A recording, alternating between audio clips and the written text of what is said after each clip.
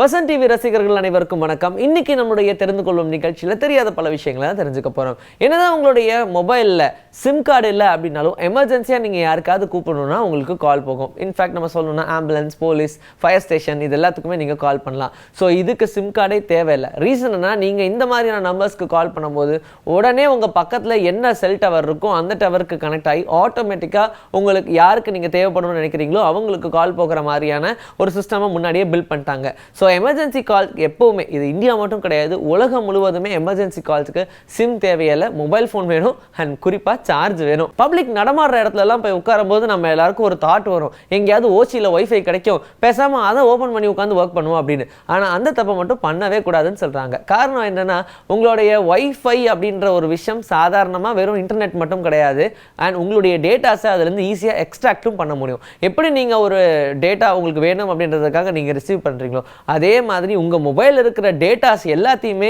உரியறதுக்கு அந்த ஒய்ஃபையும் யூஸ் பண்ணுவாங்க. ஸோ இதுக்காகவே கண்கொத்தி பாம்பு மாதிரி உட்காந்து பார்த்துக்கிட்டே இருப்பாங்க.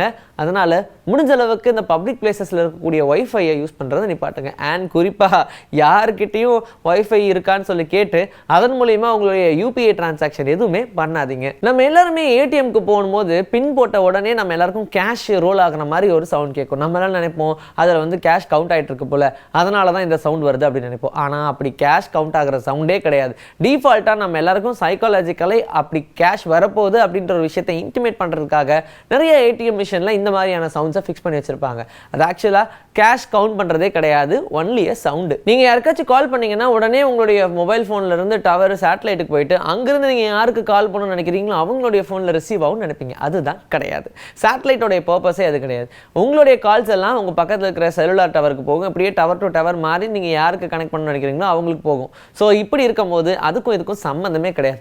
ஆனால் உங்களுடைய சேட்டலைட்டில் தான் நீங்கள் பார்த்துட்டு இருக்கக்கூடிய டிஷ்ஷாக இருக்கட்டும், இல்லை இந்த டெலிவிஷனாக இருக்கட்டும், எல்லாமே நம்ம பார்க்குறோம். ஸோ அதனால அது வந்து சேட்டலைட் சேனல் அப்படின்னு சொல்கிறோம். ஏன் இப்போ நீங்கள் பார்த்துட்டு இருக்கிறதும் சேட்டலைட்டில் தான். ஸோ இப்படி இருக்கும்போது வரிசையாக நம்ம நிறைய கால்ஸ் எல்லாம் பண்ணிகிட்டே இருக்கும்போது நம்ம எல்லாருக்கும் ஒரு வேளை டவர் கிடைக்குன்னா சேட்டலைட் பிரச்சனை, அது அந்த பக்கம் திரும்பி இருக்கும், இந்த பக்கம் திரும்பி இருக்கும்லாம் சொல்லுவாங்க. அது எல்லாமே வெறும் மித்து தான். ஆனால் பெரிய பெரிய செலிபிரிட்டிஸ் இருப்பாங்களா, பெரிய பெரிய கைகள்லாம், ஸோ அவங்க எல்லாருடைய கையில் இருக்கக்கூடிய மொபைல்ஸ் ரியல் சேட்டலைட் மொபைல்ஸ் அப்படின்னு சொல்கிறாங்க. பட் இது எந்த அளவுக்கு உண்மைன்னு தெரியல. அப்படியே ஒரு வேலை இருந்தாலும் அது வெளியே சொல்ல மாட்டாங்க. உங்களுடைய வயசு என்ன அப்படின்னு கேட்டால் வெறும் நம்பரை வச்சு மட்டும் உங்களால் சொல்ல முடியாது. உங்களுடைய செல் இருக்கக்கூடிய செல்லோட டெலிமீட்டர் லென்த் எவ்வளோ அப்படின்னு தெரிஞ்சால் மட்டும்தான் உங்களுடைய வயசு என்ன அக்யூட்டாக நம்மளால் சொல்ல முடியும். இது எந்த அளவுக்கு லென்த்தாக இருக்கோ அந்த அளவுக்கு நம்ம யங்காக இருப்போம். உதாரணத்துக்கு டாம் க்ரூஸ் எடுத்துக்காங்க. அவர் கூட நடித்தவங்கலாம், குழந்தையா நடித்தவங்கலாம் இப்போ அங்கிளாய் தாத்தாவே ஆயிட்டாங்க. ஆனால் டாம் க்ரூஸ் மட்டும் இன்னும் யங்காகவே இருக்காரு. எதனால்? அவர் என்ன ஏலியனா? அது கிடையாது. அவருடைய செல் டெலிமீட்டர் லென்த் ரொம்பவே பெருசாக இருக்கும். அதனால தான் அவர் இப்போ பார்க்கவும் யங்காக இருக்காரு.